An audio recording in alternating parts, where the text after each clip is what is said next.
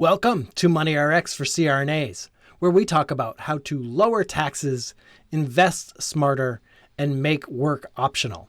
I'm Brett Fellows, certified financial planner, and today we are diving into one of the biggest retirement questions that CRNAs ask me. When should I claim Social Security? Age 62, 67, or 70? Now, you've probably heard that waiting until age 70 is always best. But the truth, it's not that simple. There are very real risks to delaying, from market downturns to health span, from regret to flexibility. So in this episode, we're going to unpack those risks, walk through real-world examples, and help you think about Social Security in a way that goes beyond any break-even charts and averages. Because this isn't just about maximizing dollars. It's about maximizing your freedom, your health, and your peace of mind in retirement. Let's walk through some of the most overlooked risks when it comes to Social Security claiming. First is mortality risk. Most CRNAs I meet have heard the same rule about Social Security. Wait until 70. Bigger check, safer retirement. But here's the thing. While that advice works in some cases, it's often treated like a commandment when the real answer is much more personal. Yes, research backs up the wait until age 70 advice. But those studies often rely on assumptions that do not match real life. And the first and most obvious risk is mortality. What if you don't live long enough to make delaying worth it? Of course, once you're gone, you don't need income. But that does not mean the decision doesn't matter. And here's why. Take James, a 61-year-old CRNA. He claims at age 62 and invests every Social Security check since his 401k covers his spending. Sadly, James passes at age 70. But in that time, he has collected and invested nearly $400,000 from Social Security. If he had waited until 70, that money simply would not exist. And that's the heart of mortality risk. If you die before break even, you leave a lot of value on the table. And if James had delayed, imagine the regret of receiving a tough diagnosis in his late 60s, knowing that he could have claimed earlier. Even if he didn't need the income, those dollars could have supported people or causes he cared about. Even if James had spent those checks along the way, it could have meant more freedom to enjoy retirement, since most people are more comfortable spending Social Security than tapping their portfolio. Yes, longevity protection matters, but in my experience, the regret of delaying and passing early feels far heavier than the mild disappointment of claiming early and living a long life. But the key point here is that we shouldn't focus just on longevity risk. We have to consider mortality risk too. Most research handles this by averaging mortality into the numbers. But averages do not matter to you as an individual. You either get your checks or you don't. Sequence of returns risk. Next up is sequence of returns risk, one of the biggest retirement risks, but rarely discussed in Social Security decisions. It is the risk that poor returns hit early in retirement when withdrawals magnify the damage to a portfolio. Picture a CRNA retiring with $1 million in a 60-40 portfolio and withdrawing $50,000 per year. If markets rise early, then all is well. But if they fall early, those same withdrawals can drain the portfolio much faster. Now layer Social Security on top of that. Delaying means more withdrawals from the portfolio in those early years, which makes the risk even bigger. If a downturn in the market hits early, the person who delayed and leaned on their portfolio may see it erode very quickly. The one who claimed at 62 has a cushion of Social Security income, thus reducing stress on their investments. And this is not a hypothetical concern. Historical data demonstrates how retirees who delay Social Security are exposed to greater sequence of returns risk during those gap years. And research often smooths this out with averages again, but the timing of returns matters. And delaying puts you in the danger zone right away when you're most vulnerable. Next is policy risk. Many financial advisors often dismiss the chance of Social Security cuts for those near retirement, since they'd be politically unpopular. But many CRNAs still worry about it. In fact, only about 1/3 of Americans even feel confident about Social Security's future. The trust fund is projected to run short in the year 2033, which would not wipe out benefits, but it would mean cuts if nothing changes. And future political policy is hard to predict. Cuts may not be across the board. Changes in taxation, inflation calculations, or even reductions for higher earners could shrink future benefits. Bottom line, delaying means taking on real policy risk. We cannot assume a dollar promised at 90 is as certain as a dollar in your hand today. Opportunity risk. One big debate centers on opportunity cost. What else that money could be doing for you if you had it sooner? Some academics treat Social Security as risk-free and suggest that we should value future payments almost the same as cash today, and sometimes even more. But that ignores the reality that your portfolio could be earning meaningful returns in the meantime. In practice, most retirees already invest in a balanced portfolio, like again, a 60-40 mix. If they're spending from that while waiting on Social Security, the real opportunity cost is the return that portfolio could have earned, historically around 5% above inflation. Now, some argue you could just pull from bonds while waiting, leaving the stocks untouched. But again, in reality, most retirees do not manage their money that way. And downturns can still force stock sales at the worst time. So what's the right answer? Well, it depends. If you're funding the delay with safe government bonds, let's say, then maybe a near zero rate makes sense. But if you're pulling from a growth portfolio, the cost of waiting is much higher. The key is to compare real choices, not using abstract math. If you're spending from your portfolio while waiting, the true cost is whatever return those dollars could have earned. And once you add in mortality, sequence of returns, policy, and the rest, it is often fair to say that delaying Social Security may actually be the riskier move. Regret risk.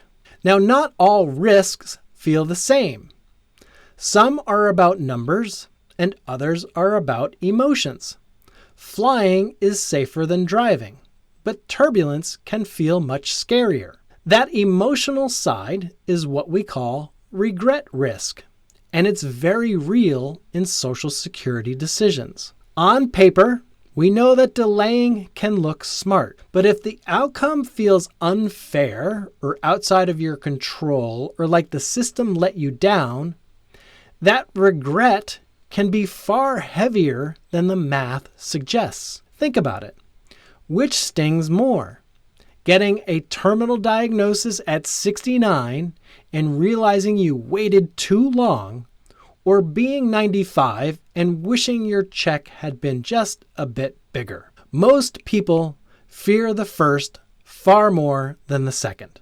And that's the power of regret risk. The same dollar loss doesn't feel the same in every context. Waiting can feel like wasted years of contributions, especially if paired with a shrinking nest egg you worked decades to build. Market ups and downs feel normal. We expect them.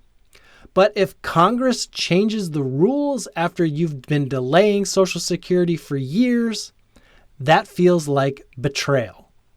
That kind of regret cuts deeper than market losses. So maybe Social Security isn't the safe income source we like to think it is, at least not emotionally.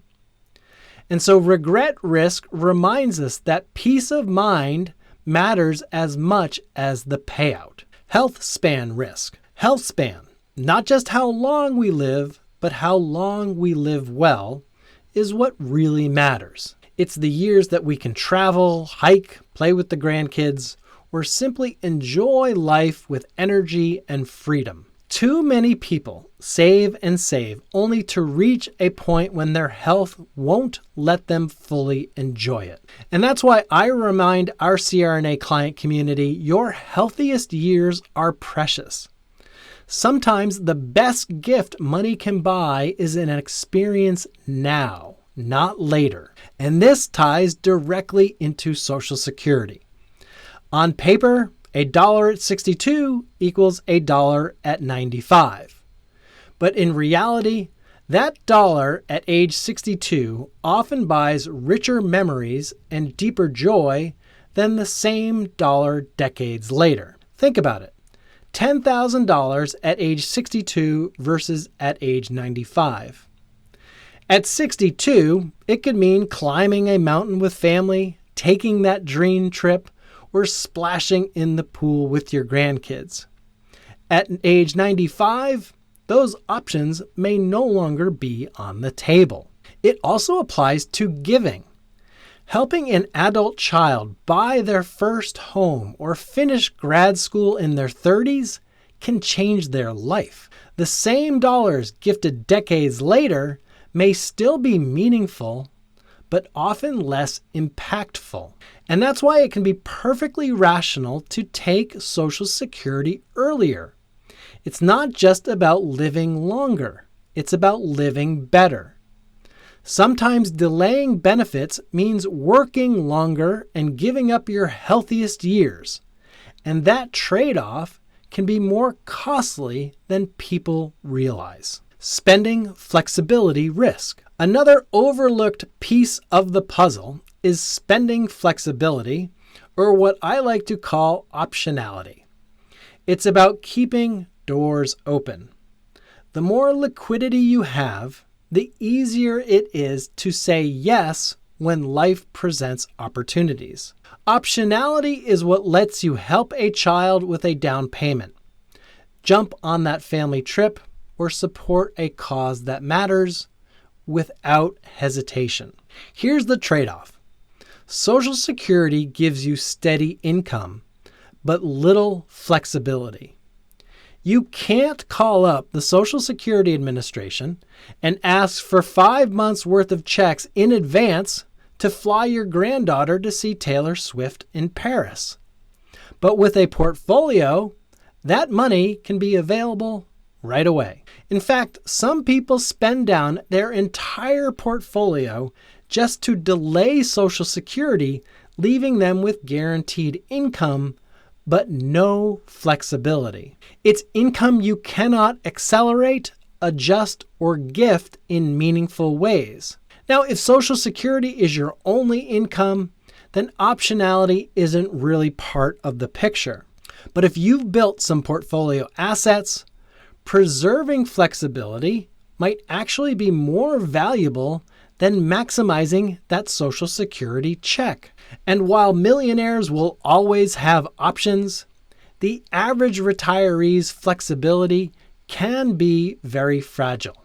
Underspending risk. Here's another wrinkle. People spend Social Security money differently than they do portfolio money. Social Security checks feel like money to be spent, but dipping into a portfolio, well, that can feel painful.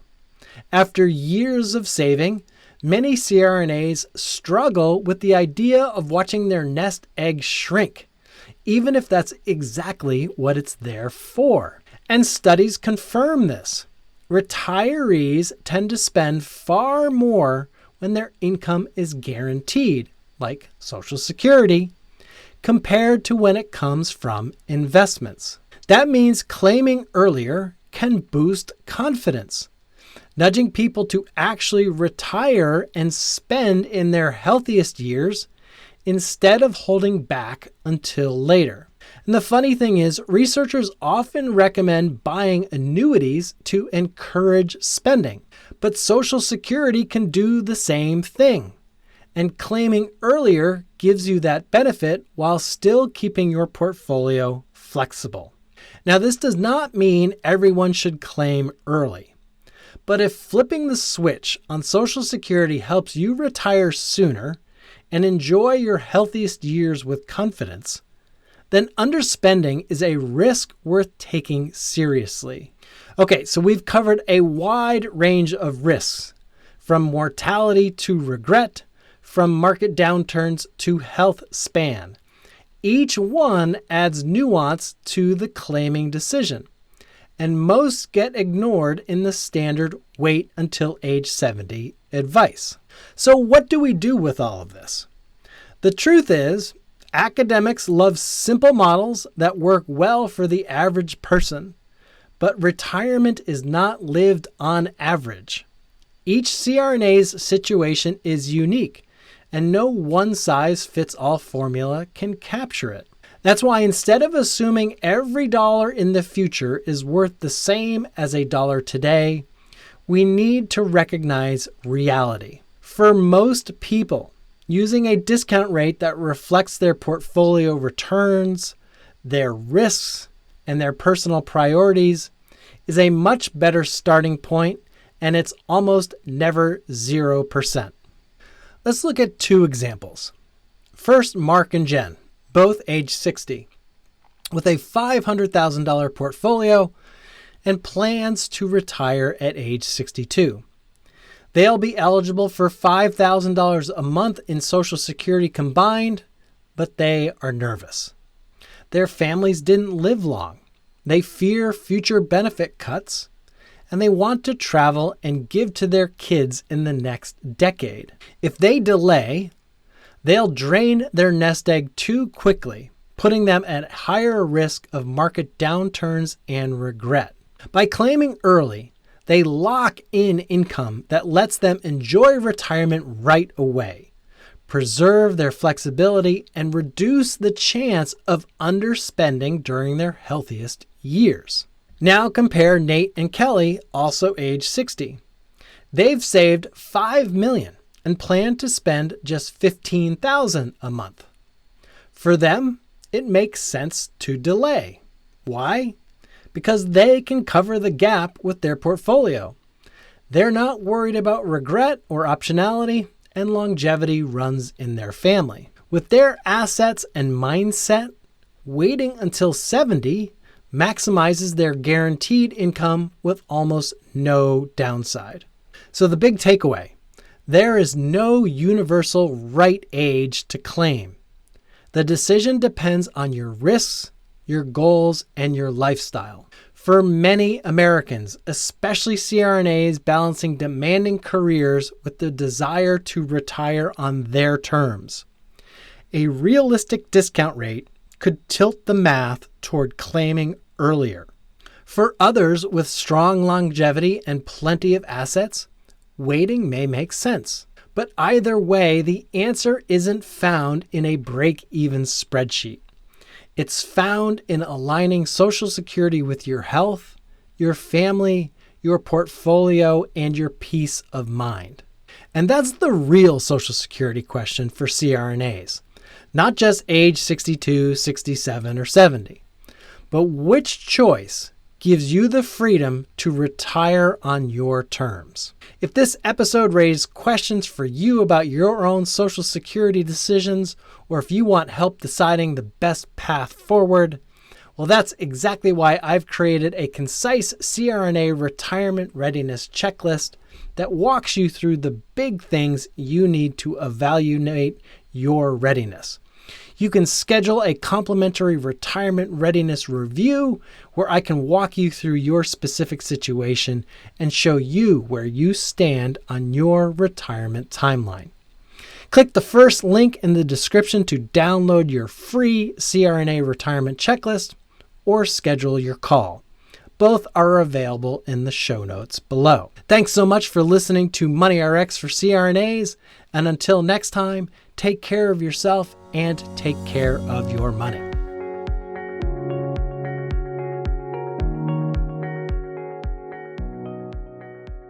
This podcast is for informational and entertainment purposes only. It should not be relied upon as a basis for investment decisions.